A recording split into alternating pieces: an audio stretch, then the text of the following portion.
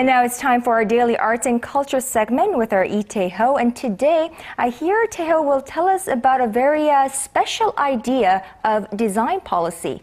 Good afternoon to you, Tae-ho. Good afternoon. So today you'll be talking about design policy, is it? Exactly. Now, as you just mentioned, I had the chance to attend a forum that gave me a new idea of the word design. So what exactly is design and what do designers do? The answer may not be as simple as you may think. Samsung, Apple, Google, Kia. Do these companies ring a bell? They should, as they are some of the most widely recognized companies in the world today. And what do they all have in common? Besides their obvious success, they are all brands with a fiercely loyal customer base. And the reason for that is design.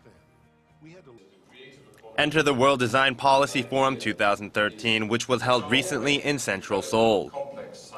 One of the first meetings of its kind, it is part of the current government's vision for a creative economy, which involves merging creative fields with science and technology to produce new engines for economic growth.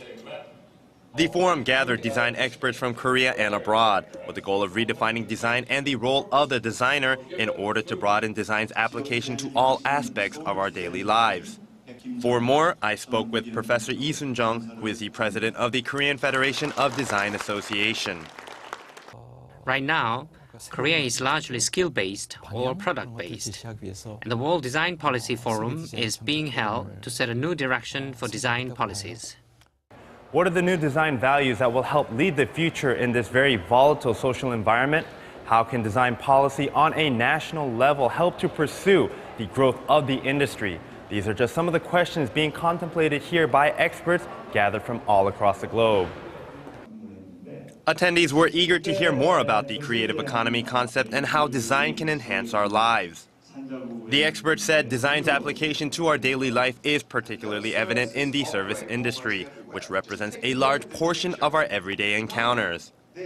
Professor Nick Leon, who is the head of service design at the Royal College of Art in the United Kingdom, was kind enough to give me a lesson on the impact of design in everyday life and how the role of the designer is developing.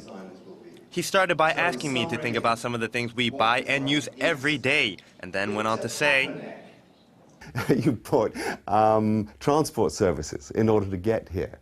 You've enjoyed the benefit of public services that have made the streets safe. All the things that you have done are service-related. Now, I tell you, has design played much of a role in those? Not yet. But it is starting to do so, and it can make a big difference. And those are the everyday things about your life. So when we talk about design just being about shaping the form of objects, I think design is much more about shaping the form of our society, and that's where designers are wanting to play. So basically, design being the driver of the humanity's, I suppose, a creative and sustainable future. That seems to be the concept, and which is in line with President Park Geun-hye's, I guess, concept of creative economy. Exactly. And now this all stems from the idea that Korea needs to also enter this new renaissance period of intellectual property development where creativity leads to economic value. Right, but Tae-ho, we're used to this investing in manufacturing or research and development. So we'd like to know what the benefits are for investing in design. Well, according to Bank of Korea and the Korea Developmental Institute, investing in R&D in general generates about a revenue of 5 times the amount invested. However, investing in design brings in a whopping 14.4 times the amount that is invested. And also, design creates more jobs than any other industries as well. As you can see, the design industry creates 13.9 jobs, while the next highest industry is the auto industry at 9.9 jobs, and finally semiconductors, which create 4.5 jobs respectively. And this is all per $1 million invested into each of these different industries.